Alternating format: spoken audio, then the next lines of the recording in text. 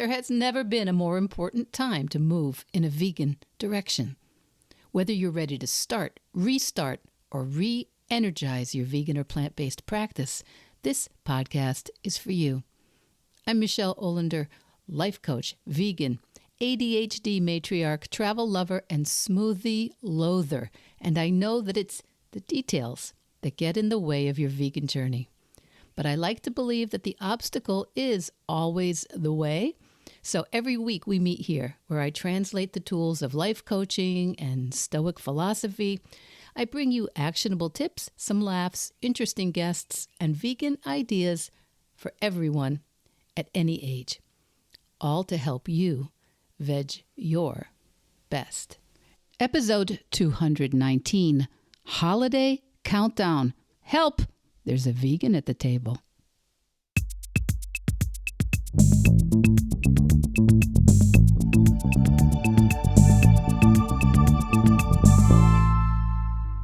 Hi, my Veg Your Bestie. This podcast is coming out 6 weeks before Christmas. And this year, I see that the first night of Hanukkah actually coincides with December 25th. And in the U.S., it's just 2 weeks until American Thanksgiving. So I thought it was important to take a few minutes this week to talk about your vegan holiday countdown. But just before I go on, I wanted to share a thought or two about the devastating floods we've witnessed in North Carolina and now in Spain. Horrific news and footage from Spain. Climate change. It's bringing more and more, and it will bring more and more of these intense weather situations to places that have never experienced these sorts of events. And there's no reason to think that this isn't the new normal. And I think there is evidence, don't take it from me, you can do your own research, but there's evidence that limiting and eliminating the consumption of animals and scaling way back on industrial animal agriculture is one way to be part of the long-term solution. But even beyond that, we've seen this fall just how things can change in an instant. If we're lucky enough to be with our loved ones and friends today, this week, or during this holiday season, let's try to make that the real win, the real achievement. From my point of view, there's nothing more important to keep in mind this season. So, especially if you're starting to feel a little bit tense about the upcoming holidays. Now, one of my favorite organizations, World Central Kitchen, under the direction of Chef Jose Andres, they step in during disasters, wars, crises, and they provide access to food. Food is not just calories, it's someone remembering that you're alone, that you're hungry, that you've lost things.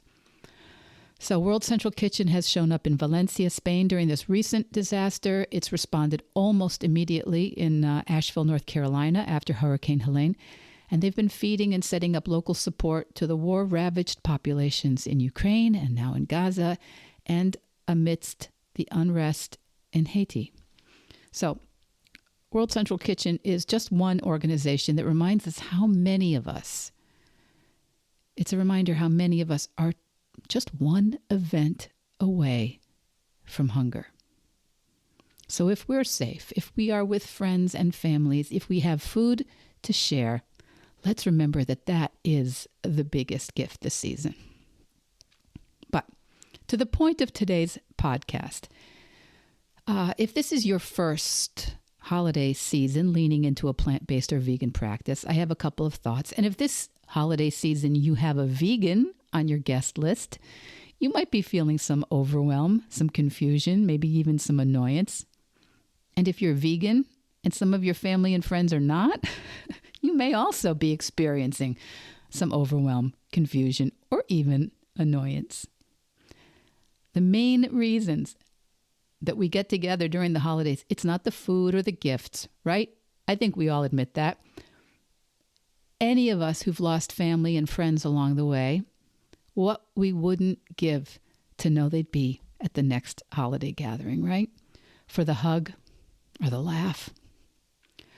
Or to answer that question we never thought to ask when they were still here. Or to introduce a new young family member to them. That connection, that chance to just be together. But sharing gifts, sharing food, that's very nice too. But I just wanted to lead with the idea of being together with our loved ones, because food and gifts, yeah, they can fall flat, right? Recipes can get messed up. Gifts can miss the mark. But your holiday gatherings can always be a success if you concentrate on loving the people that are there in your life. Now, we do want to share the food, and I know no one tunes in each week to learn how to cook plant-based from me. But the truth is, I do actually cook. I do totally remember the first time that I wanted to make sure my daughter had vegan options and felt loved at Thanksgiving. And I do really remember feeling like, really? No butter? Okay, of course I'll do it, but I don't really get it. So in a nutshell, that's why I do this work, because I remember. I know the difference between the mother who thought, really? Okay, I get no turkey, but no butter? I remember the difference between that mom and the mom today, me today. The only thing that changed, really, is my mindset, my brain, the way I think about things. Because now when I see cow milk or any mammal milk, when I see butter or cheese, it's true. I just see the secretions of a tortured animal who's been repeatedly inseminated and then had her baby taken away from her and probably sold for veal so that the milk can go to the dairy industry. And there's more. There are the hormones that rev up the milk production. There's the confinement, the infections requiring antibiotics, the irritation that comes from being milked so heavily. And I know, happy holidays, right? But it's a different thought that I have. So anyway, once upon a time, I thought about happy cows and sunny fields, giving the farmer a little extra milk between nursing her calf. And it's possible that that exists here and there. But it's the tiniest percentage. It is. It's the tiniest percentage in spite of all the marketing and smiling bovines on wrappers and on cartons.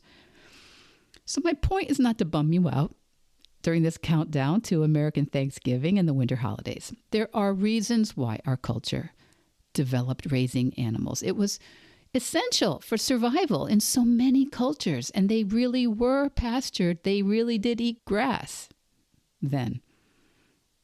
And one of these days we can talk about the labels and marketing around grass-fed another time. My point this week on the pod here is to say that many of us, if not most of us, have a couple of holidays coming up in the next 6 weeks or so.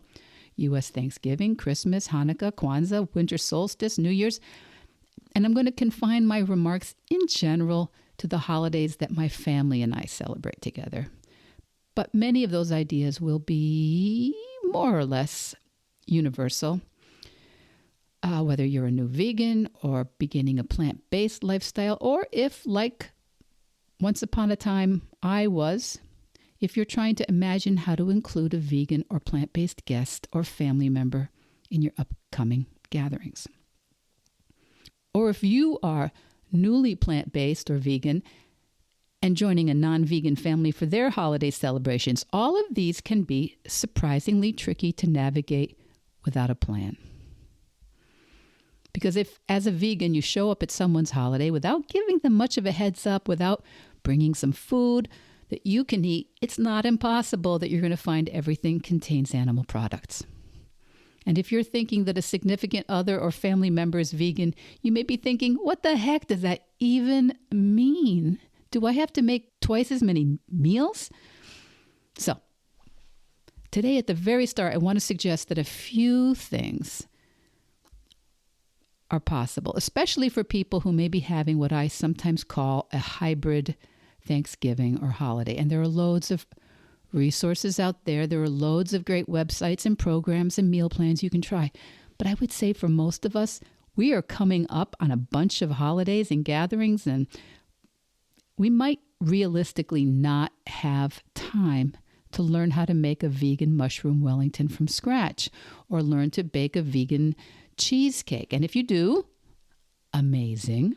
And I highly recommend you try to have one or two showstoppers for your vegan guest.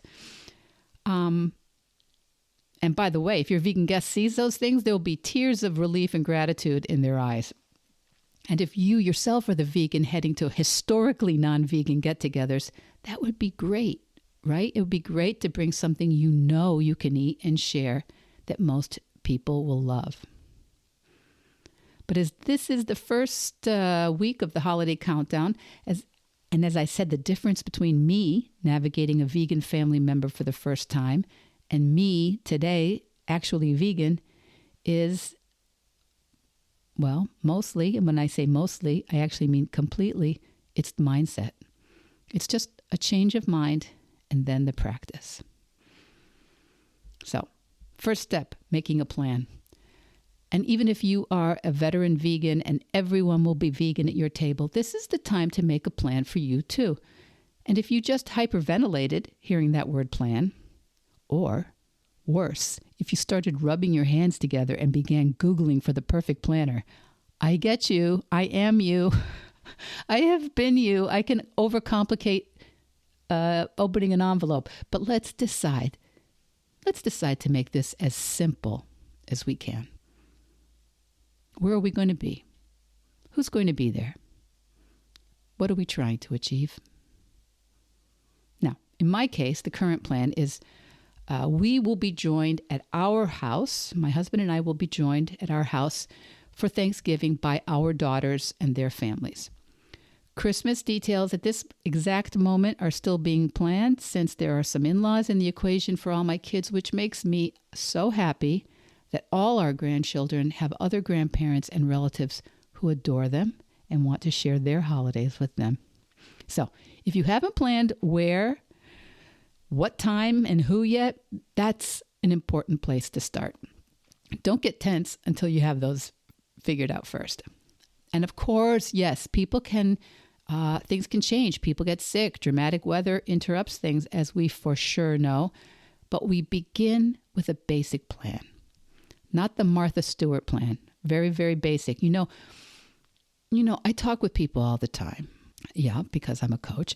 And the holidays, almost everyone cherishes. Those memories have nothing to do with matching linens and crockery and centerpieces or beautifully plated meals and starched napkins.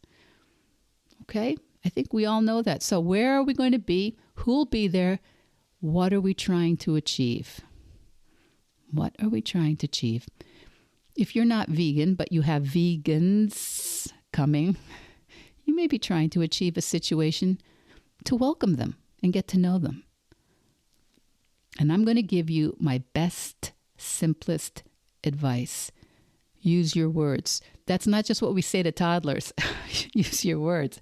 Use your words. Either call, text, or email your vegan guests and ask what you could do to make sure that you have plenty available for them.